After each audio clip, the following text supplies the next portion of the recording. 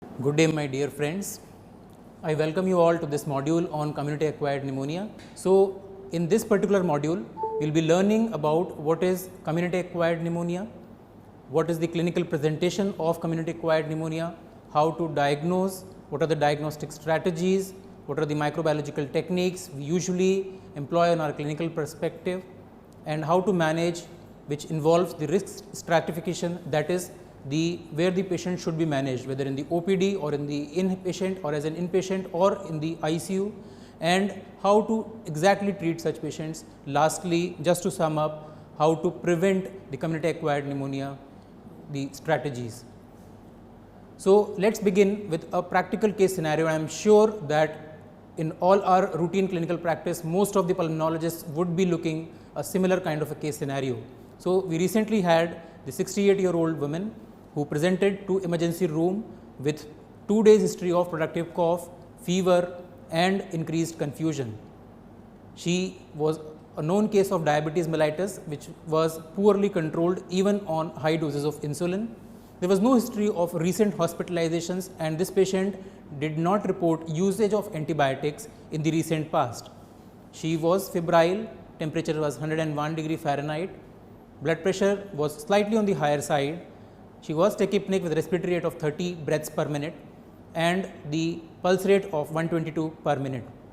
She was hypoxemic at room air with this room air saturation with pulse oximetry about 91%. On clinical examination, she was confused, she was disoriented, and she was oriented only to person. There were crackles noted on both sides in the examination of respiratory system. Basic investigations revealed total leukocyte count of 42,000 per cubic millimeter, blood urea of 52 milligram per deciliter, and creatinine borderline increase with 1.4 milligram per deciliter. A chest X-ray was done in an ER which showed diffuse perihilar opacities. Now the question arises, how to approach this patient, how to diagnose and how to treat, where to treat. So, let us take up all these steps one by one. For the sake of discussion, I have separated diagnosis from the management, but as it is very clear in the routine clinical practice, diagnosis goes hand in hand with the management. Of course, when the patient is hypoxemic, the first and the foremost step is to apply supplemental oxygenation, which is of course life saving for most of these patients. Diagnosis involves two major things. One is the approach to the diagnosis, and second is how to apply the different techniques to determine the exact etiology of community acquired pneumonia. The clinical features are most important, and these patients usually present with fever with few cardinal chest symptoms, which are cough, productive sputum and breathlessness. They can also report pleuritic chest pain because of associated pleurisy. An important point to note is that it is almost always acute presentation, that is, the symptoms are there for less than 1 week.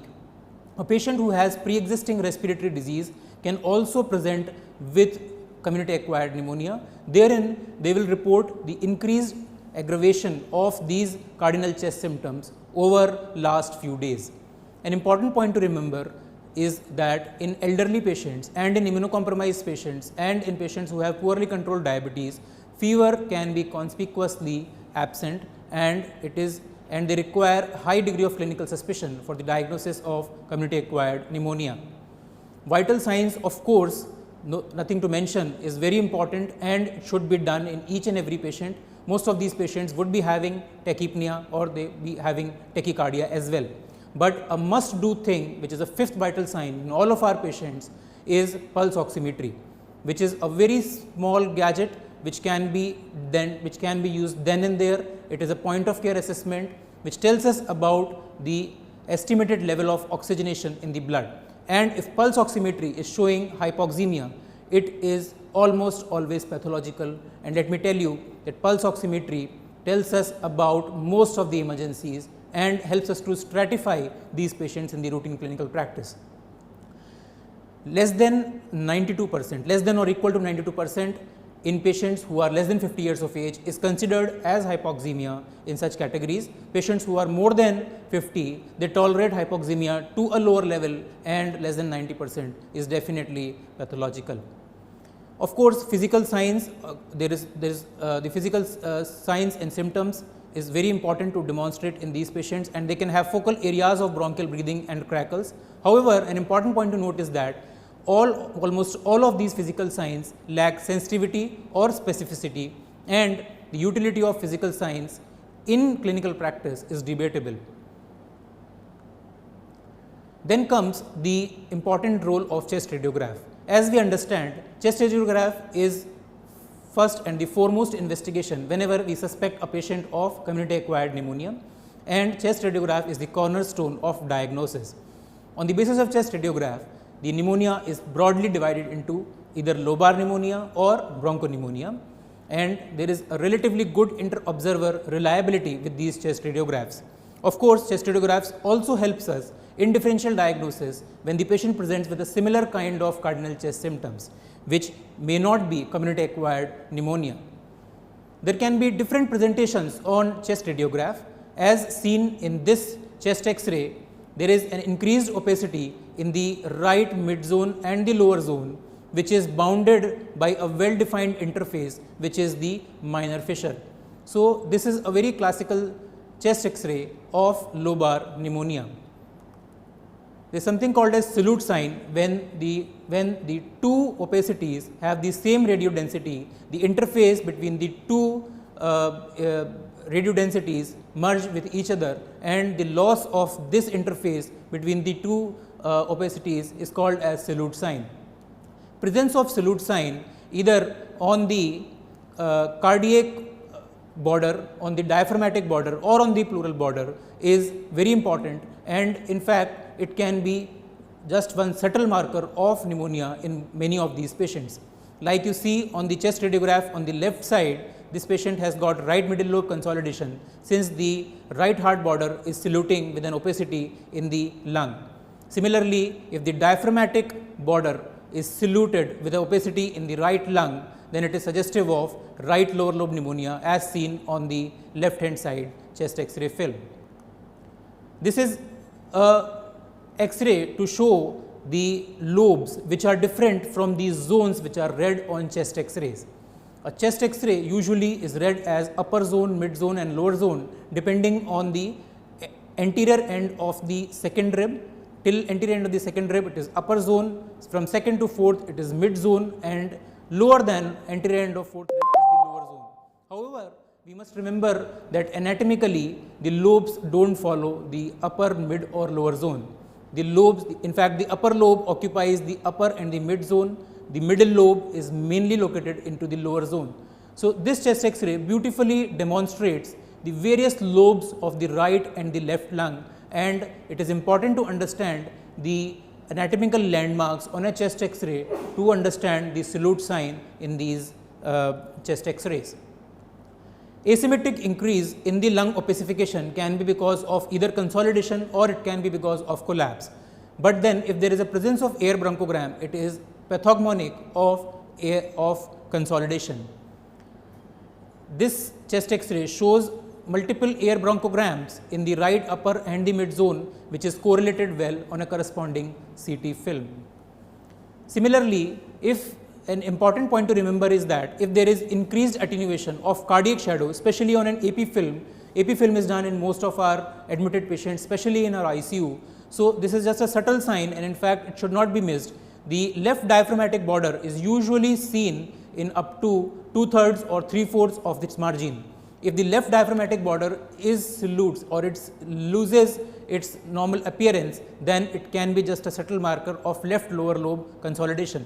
Like you see in the image on the left side, it is classical of left lower lobe consolidation. Similarly, if you see the double border, then it can also represent double left cardiac border. It can also represent the left lower lobe collapse as well. Community acquired pneumonia can also present with multifocal consolidation, and they can have varied etiological etiologies. So, that is another presentation of community acquired pneumonia. However, we must remember that not every opacity which presents with similar kind of cardinal chest symptoms is always pneumonia, and we must always keep differential diagnosis in our mind before labeling a patient as community acquired pneumonia. The common differential diagnoses are a collapse which can be segmental or subsegmental collapse. The patient can have pulmonary hemorrhage, it can be localized hemorrhage or it can be diffuse alveolar hemorrhage. It can be because of say some systemic vasculitis syndrome like granulomatosis polyangiitis, previously known as Wegener's granulomatosis. It can be pulmonary infarcts, multiple pulmonary infarcts, maybe because of say pulmonary thromboembolism, or in cases of right-sided endocarditis, if it is septic emboli, they can actually present with cavitating multifocal consolidation. Loculated fluid or pus can also present in a similar kind of fashion, and it is an important differential diagnosis. Pulmonary edema or congestive heart failure again forms an important, especially in elderlies and who have risk factors for say congestive heart failure. Patients who have pre-existing lung disease like interstitial lung disease or bronchiectasis, they can also develop community acquired pneumonia, and sometimes they do not have the classical presentation of community acquired pneumonia on a chest X-ray. So, it is important to keep, and there should be high degree of suspicion in such cases. Chest X-ray is imperative in the diagnosis of community acquired pneumonia as just talked. However, do we require a chest X-ray during follow-up? It is important to understand that if a patient is improving clinically, there is no need of getting repeated chest X-rays. In fact, we all are aware that radiological response lags significantly behind clinical response, and a follow-up chest X-ray is done only when the patient presents with persistent symptoms or signs. In fact, the lack of resolution by 6 weeks is called as non-resolving pneumonia, and pneumonia or opacity on a chest radiograph can easily be ignored if the patient is improving for up to 4 to 6 weeks. So, what is this non-resolving pneumonia? So, an important point to take is that a follow-up chest X-ray is done to see worsening rather than to see improvement. Non-resolving pneumonia is a clinical syndrome wherein the patient presents with the focal infiltrates with symptoms and signs suggestive of focal pulmonary infection. Despite giving adequate antibiotic therapy, these patients either do not improve or they continue to worsen, and the radiological opacities fail to resolve in 4 to 6 weeks.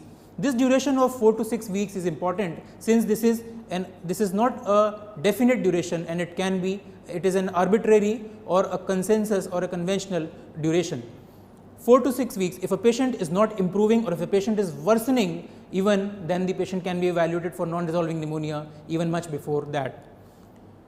So, non-resolving pneumonia, the causes can be multiple. It can be because of say pneumonia, but then an associated complication has occurred with the pneumonia. These complications can be in the form of empyema, or it can be in the form of lung abscess. A distant source of infection, say an endocarditis, is continuously throwing the emboli and causing some or other opacities in the chest X-ray. Unusual organisms like tuberculosis, like nocardiosis, or even fungal infections, which are increasingly being reported nowadays, can also present with non-resolving pneumonia. A patient could be having underlying bronchogenic carcinoma, which could be causing post-obstructive pneumonia, or bronchial obstruction because of some other cause, a benign cause which does not lead complete resolution of pneumonia, is another differential diagnosis or a cause of non-resolving pneumonia.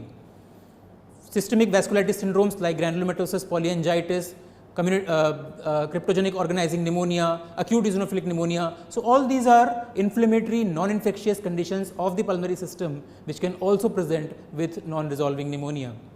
Important thing is, a chest X-ray followed by a good quality CT scan is imperative and is very helpful whenever we see a patient of non-resolving pneumonia. And in fact, these patients will most of the time require some kind of histological and microbiological workup, which may require tissue biopsy, which can be done through bronchoscopy, it can be done through transthoracic route under ultrasound or CT guidance, or sometimes these patients may even require surgical lung biopsy. CT scan is not routinely recommended in the diagnosis of community acquired pneumonia. However, in patients who presents with non-resolving pneumonia, or whenever we suspect some complications of community acquired pneumonia, CT scan is definitely helpful and is definitely indicated. It also helps us in differentiating bacterial versus non-bacterial causes of pneumonia. Lung ultrasound is coming up in big way, and it has shown to have good sensitivity and specificity in learned hands. In last few years, there are many papers on the usage of lung ultrasound in the diagnosis of community acquired pneumonia in the OPD setting as well as in the ER setting. However, I must admit that till now there is limited experience with the usage of lung ultrasound, and it cannot be routinely recommended until unless the learning curve is achieved. It is definitely useful in settings where a chest X-ray cannot be done or a chest X-ray is not available, and definitely it is a point of care assessment, and it is useful in emergency situations and in patients where a chest X-ray cannot be done, like in pregnant ladies. Coming to the microbiological diagnosis, most of the time the patient who presents with community acquired pneumonia are treated with broad spectrum antibiotics as per the microbiological flora prevalent then and there in that area or in the country. However, some amount of microbiological workup is definitely indicated. For example, blood cultures. Blood cultures have got a very low sensitivity. However, whenever a blood culture is positive, it definitely helps us to narrow down the antibiotics and helps to treat the specific cause of community acquired pneumonia. Especially helpful in patients who have Staph aureus related pneumonia or who have community acquired methicillin resistant Staph aureus pneumonia. It is not routinely required in patients who are managed on OPD basis. However, it is definitely recommended in all patients who are admitted to hospital or in ICU or in patients who presents with hypotension. Respiratory tract specimens, the easiest way is to bring out sputum, or sometimes the lower respiratory tract specimens like bronchoalveolar lavage is taken for the diagnosis of community acquired pneumonia. So, it is recommended in all patients who presents with cough with productive sputum, and it is recommended in all hospitalized patients and also in patients who have underlying lung disease like bronchiectasis, like interstitial lung diseases or COPD. Sputum quality should be ensured before commenting on or before interpreting the sputum results, and it is important that to have a good liaising with the clinical microbiologists. At least 20 to 40 low power fields should be examined, and if the epithelial cells are quite a lot, if the epithelial cells are more than 10 per low power field, then there is no point in reporting this sputum, and there is no point in taking the sputum for culture examinations, because it will represent the contaminated sputum samples. However, if the pus cells are more than 10 times the epithelial cells with lot of microbiological evidence of bacteria, then sputum should be accepted for culture. And definitely sputum examination helps us in narrowing the differential diagnosis and in the management of community acquired pneumonia. Community acquired methicillin resistant Staph aureus is a definite culprit for severe pneumonia, and it can in fact present with pneumonia requiring admissions to ICU. There are multiple indicators wherein one can suspect CA-MRSA, and some of the subtle markers are whenever there are multiple cavitatory infiltrates or nematoceles seen on either chest X-ray or HRCT scans, whenever a patient develops rapidly increasing pleural effusion who has presented with community acquired pneumonia, a patient presents with gross hemopsis, not just blood streaky sputum. Influenza is definitely a risk factor for CA-MRSA nowadays, and a patient who has got influenza is more likely to get CA-MRSA than any other patients. Neutropenia because of any cause, any disease or any chemotherapy is definitely a risk factor for CA-MRSA. Patient presenting with erythematous rashes or skin pustules, again one should have a high suspicion of CR-MRSA, and they definitely require empirical treatment for CA-MRSA. In patients who were previously young or who were previously healthy in young patients, and in patients who develop pneumonia during odd months, that is the summer months, again CA-MRSA should be a differential diagnosis, and the blood cultures and the respiratory tract samples is very helpful in diagnosing CA-MRSA in this subset of patients. Pneumococcal antigen detection is not routinely available, and the important point is that since all empiric treatment are designed to cover Streptococcus pneumoniae as an empirical treatment, the cost benefit ratio for doing this pneumococcal antigen detection is not favorable. It can be detected in urine using immunochromatographic tests. However, it is not done routinely in our clinical practice. Pneumococcal PCR is not recommended since it has got low sensitivity. As per NCCP ICS guidelines for the diagnosis and the management of pneumonia in our country, Legionella can be an important cause of community acquired pneumonia in our country. Legionella antigen can be detected in urine, however, it has got low sensitivity, but it has got very high specificity, almost up to 99%, and a positive test may actually change the duration of therapy. Usually the duration of community acquired pneumonia is 5 to 7 days. However, in cases of Legionella, it is extended beyond 10 to 14 days. So, Legionella antigen detection is always desirable whenever a patient presents with community acquired pneumonia, wherever available. Atypical pneumonia, a word is commonly used, atypical pneumonia. So, what is this atypical pneumonia? Whenever a patient presents with signs and symptoms suggestive of community acquired pneumonia, but then the chest radiograph does not correlate well. Usually atypical pneumonia is caused by multiple organisms like say Mycoplasma pneumoniae, Chlamydophila, Rickettsia and many others. Atypical pneumonia again is a clinico-radiological diagnosis, because most of the diagnostic tests like the culture techniques, the serological assays, the PCR based tests are rarely used since they have flaws in each of them.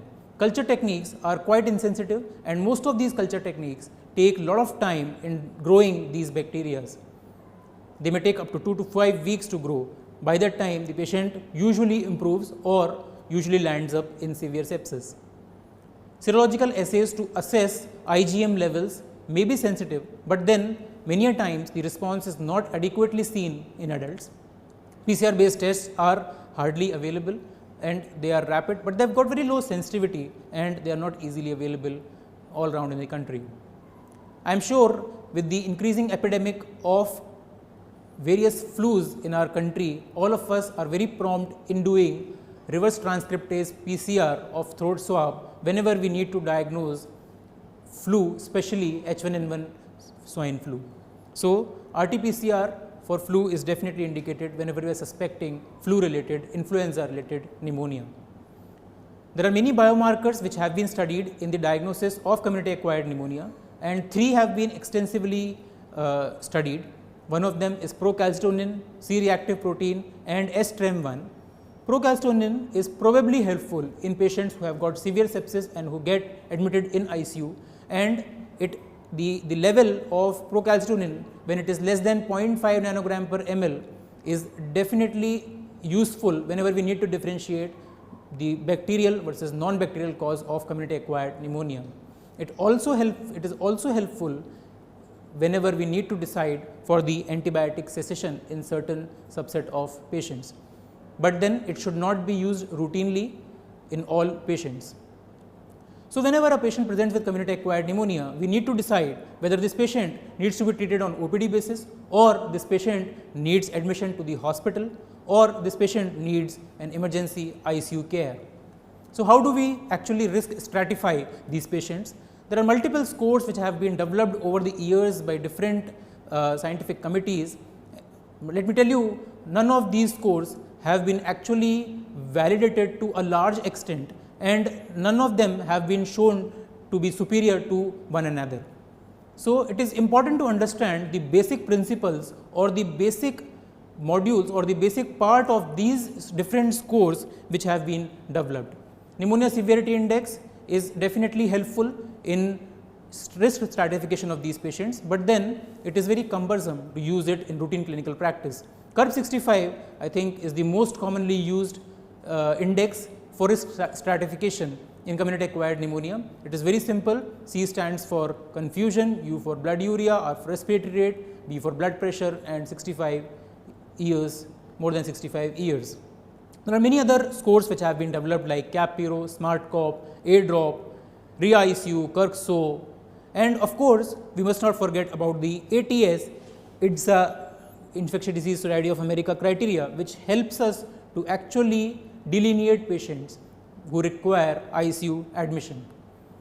Sorry for this busy slide, but this is just to show you the components of commonly used scores, and as I said, curve 65 contains C stands for confusion, U urea when it is more than 20 gram per deciliter, low respiratory rate more than 30 per minute, low blood pressure when the systolic blood pressure is less than 90 millimeters of mercury, and age more than 65. Curve 65 more than 1 is definitely important, and most of these patients will require hospitalization. So, to understand the basis of or the principles of this risk stratification, we must understand the first and the foremost is the age. As the patient grows older, the risk of getting severe sepsis or multi-organ dysfunction increases with the increasing age. Vital signs are of course very important, and as I said in the beginning, blood pressure, respiratory rate and saturation is very important. Whenever a patient develops hypotension, whenever he is developing tachypnea or hypoxemia, which means impending respiratory failure, definitely the patient is getting severe pneumonia and he requires immediate care in the ICU. Whenever there is evidence of systemic inflammatory response syndrome, again in the form of say increasing leukocyte count or decreasing leukocyte count, or in the form of increasing respiratory rate and low BP, definitely these patients are more sick than the other patients and they require immediate care. Other organ system involvement, especially two, CNS and kidneys. CNS mainly in the form of altered mentation, drowsiness, and kidneys whenever they have say low urine output or increasing blood urea. Again, they are the kind of earliest markers whenever they can actually tell that this patient is gonna sick and you need an immediate care for the management of these patients. So, how to approach a patient whenever we see a patient of community acquired pneumonia? So, whenever the clinical suspicion of community acquired pneumonia is raised on the basis of clinical symptoms and signs, first and foremost is to get a chest X-ray and to confirm the diagnosis of community acquired pneumonia. Therein we need to stratify these patients and we need to decide whether this patient has to be treated on OPD basis or he requires hospitalization. We need to do two things, one is the Curb 65 score and second is the saturation, checking saturation. If the Curb 65 score is less than or equal to 1 and if the patient is normoxemic, which means that the saturation is normal, the patient can be safely managed on OPD basis and he can be safely discharged. However, if the Curb 65 score is 2 or more than 2, then definitely this patient requires hospitalization, and if there is hypoxemia, only hypoxemia, then definitely again this patient requires hospitalization. So, he requires admission either in ward or in ICU. Now, how to differentiate whether he requires admission in ward and ICU is based on this criteria, which is called as IDSA ATS criteria, Infectious Disease Society of America and the American Thoracic Society criteria. So, they have got some major criteria and they have got some minor criteria. Major criteria involves hypotension or the need of mechanical ventilation. Of course, one of these major criteria will qualify a patient to for ICU admission. Presence of 3 or more minor criteria, which are again confusion, altered mentation, elevated blood urea nitrogen, that is more than 20 milligram per deciliter, respiratory rate more than 30 per minute, multilobar infiltrates, hypoxemia when the PaO2 FiO2 ratio is less than 250, platelets less than 1 lakh per cubic millimeter, evidence of hypotension, hypothermia or leukopenia. So, any of these 9 criteria, when they have more than 3 criteria, this patient definitely requires an ICU admission. There have been other criteria which have been incorporated over the time, and it is said that one should not be very rigid when deciding about the admission of these patients. In fact, the person who is seeing, the clinical sense of the person who is seeing then and there makes more sense, and some of the additional criteria like the lactic acidosis, low pH, acidemia, hyponatremia, leukocytosis, tachycardia and elderly, one has to be very sensitive in the elderly age group. So, some of these patients also may require ICU admission depending on their presentation. So, more than 3 criteria definitely requires ICU admission. How to start treatment in these patients? The timing of initiation of therapy is very important, and it is said that it should not be delayed at any cost. The patient should receive antibiotics as soon as possible, and they should receive the first doses of antibiotics within 6 hours after presentation. However, if a patient presents with shock, which is mostly septic shock, antibiotics should be given within first hour after the onset of hypotension. An observational study in fact told that the patient who presents with septic shock showed decrease in the survival rates by 8% for every hour of delay in the antibiotic administration. So, it is important to start antibiotics as soon as possible in most of these patients. Most of these patients will definitely require empirical therapy at presentation, and depending on the clinical presentation, the risk stratification and the prevailing strains, the presence of risk factors for the MDR bacteria, the empirical treatment is decided for these patients. So, does one size fit for all? Definitely no. So this is based on most likely pathogen, knowledge of local susceptibility patterns, PK/PD, pharmacokinetics and the pharmacodynamics of the antibiotics which is being used then and there, and of course if the patient has received any recent antibiotics in the recent past, that is in the last 3 months. Most of the regimens for the community acquired pneumonia usually cover Streptococcus pneumoniae, since this is the single most common organism for causing community acquired pneumonia. Monotherapy with either oral macrolides or beta-lactams is preferred in patients who are being treated on OPD basis and who do not have any comorbidities. However, combination therapy with beta-lactams and macrolides is recommended in all patients who have severe pneumonia, whether they have comorbidities or whether they do not have comorbidities, and in presence of any of the comorbid clinical conditions, which is any chronic heart, lung, liver or kidney disease, patients who have long standing diabetes mellitus, patients who consume alcohol in significant quantity, patients who have any kind of underlying malignancies which makes them immunocompromised, and usage of antimicrobials within last 90 days. Fluoroquinolones are recommended in West for the treatment of community acquired pneumonia. However, in our country the scenario is different.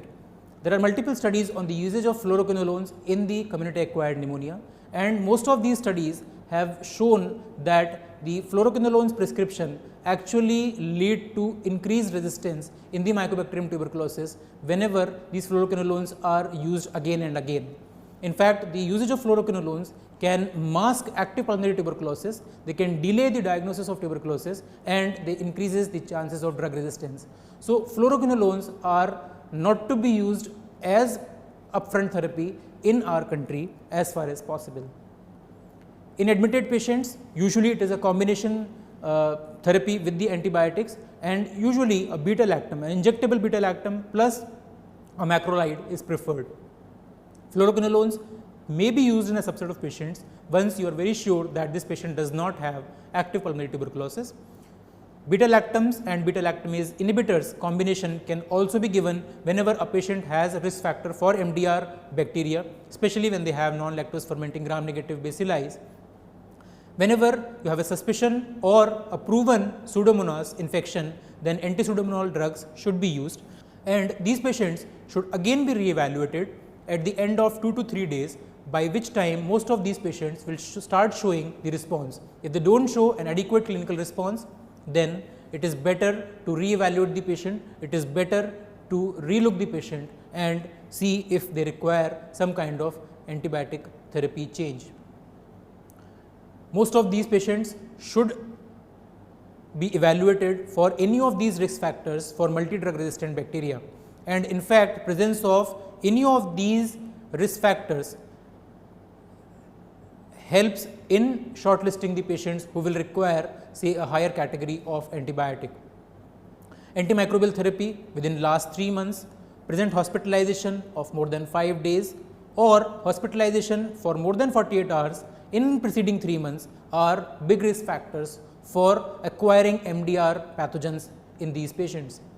Home infusion therapy for different kinds of infection, which includes antibiotics, home wound care, chronic dialysis within last 1 month, any family member who was in close contact with this patient who has got MDR pathogen, or if the patient is immunosuppressive, maybe because of some disease or maybe because of some drug therapy, again qualifies for or they can be harboring the MDR bacteria. The duration of antibiotic treatment is 5 to 7 days in most of the patients who have got community acquired pneumonia of all severity. Injectables are always preferred in admitted patients. However, the injectables can be switched over to oral medications as soon as the patient stabilize and as soon as they start taking orally adequately. There are multiple studies to compare short course treatment, that is less than 7 days, with the long course treatment, and it has been shown that the short course treatment is as effective and probably much more safer as compared to long duration treatment. However, in patients who are immunocompromised or in patients who have got pneumococcal bacteremia, endocarditis or meningitis, they will require prolonged duration of therapy, maybe up to 2 to 3 weeks. Patients who have got non-lactose fermenting gram-negative bacilli, patients who have got community acquired MRSA and Legionella pneumonia also require prolonged duration of therapy. Corticosteroids have been used for ages as immunomodulatory agents, and most of these inflammatory cytokines which are released as a part and parcel of SIRS in patients who have got severe pneumonia can actually be subsided with the usage of corticosteroids. Early ARDS and septic shock, they are the two important parameters. If they are associated with community acquired pneumonia, corticosteroids have been used. However, it is out of the purview of the current module, so I am not discussing that part in detail, and it should be used as per prevalent protocols. The corticosteroids are till now not routinely used or not routinely recommended in community acquired pneumonia, and in fact, in a subset of patients, they can be associated with certain side effects like arrhythmias, like upper GI bleeding, and some of these patients could be having malignant hypertension because of the over usage of corticosteroids.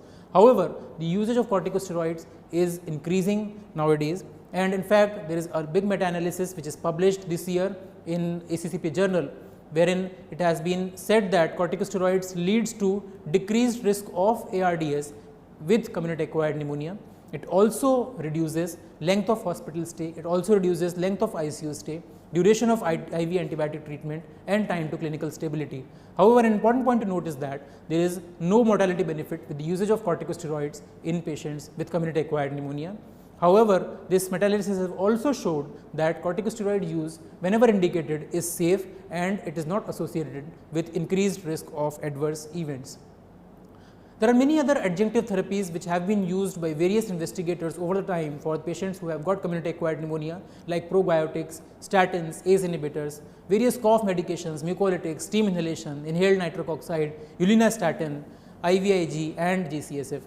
However, I must admit that none of these adjunctive therapies is recommended in the routine practice, in the routine management of community acquired pneumonia. What if the patient is not improving when you have started this patient, when you have diagnosed correctly, or when the patient is started on adequate therapy and they are not responding clinically or radiologically? So, there can be multiple reasons for that. One of them, the most important, is the inappropriate antibiotic use. It can be a wrong choice of antibiotic, or it can be the wrong doses of antibiotics. The organism which is harboring in the patient could be resistant to whatever antibiotics the patient is receiving. The patient could be having associated complications like say empyema, or there can be a loculated infection therein.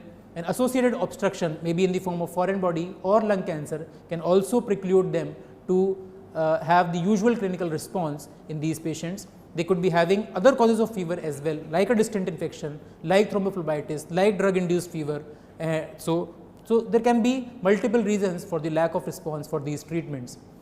Over last few years, there have been multiple studies which have shown the various outcomes, and it is interesting to note that most of these patients who presents with community acquired pneumonia, the mortality rate is up to 10 to 12% at the end of 30 days.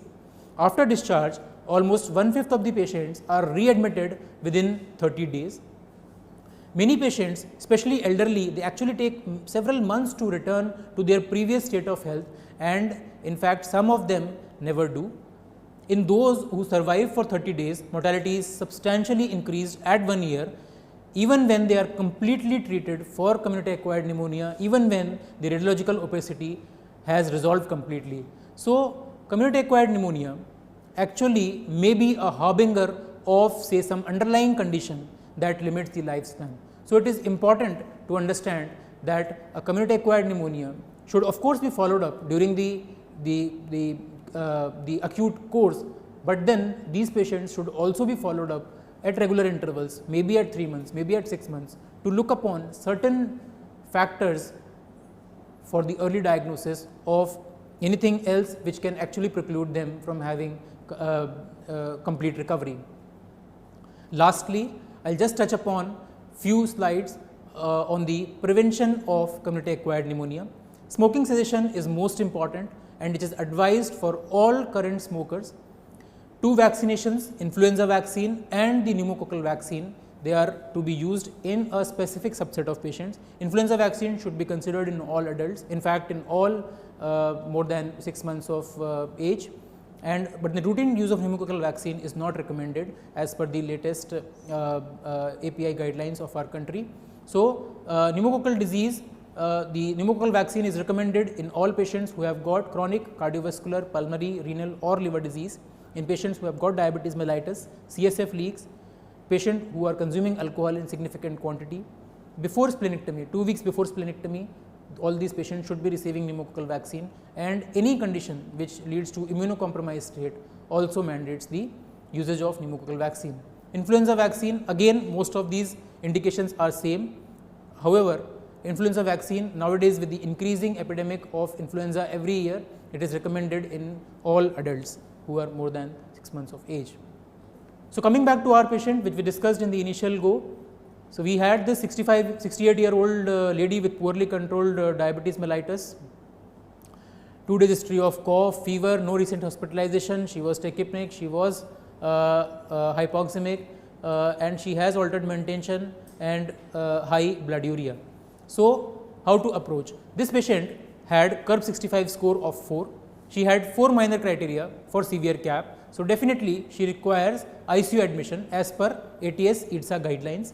She was started on broad spectrum antibiotics, that is ceftriaxone, injectable ceftriaxone and azithromycin. This patient had bilateral perihilar infiltrates, she was elderly, empirical oseltamivir was also started, blood cultures were sent, sputum cultures were sent, RT-PCR was done for this patient from the throat swab for flu detection. The patient was given non-invasive positive pressure ventilation for hypoxemia with adequate hydration and other best possible supportive therapies. The patient also underwent various investigations related to the pneumonia like ABGs, like liver function tests. With the current therapy, the patient started improving on day 3rd. The RT-PCR for influenza was negative, so oseltamivir was stopped on day 2 and the patient was discharged after day 5. So, my dear friends, the learning points from this module are: early identification is very important, of course, with the differential diagnosis at the back of the mind.